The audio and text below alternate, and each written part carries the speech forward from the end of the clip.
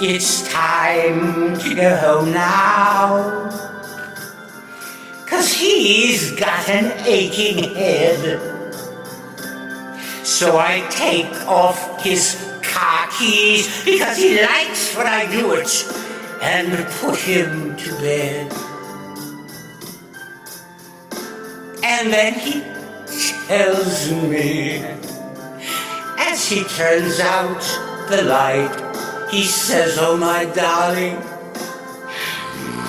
you're wonderful tonight." He says, "Oh, my darling Lady Evelyn Neverage, you are wonderful tonight." "Oh, yes, my darling little skunkies, I was wonderful that night, and I was wonderful the next night, and I was wonderful the night after that."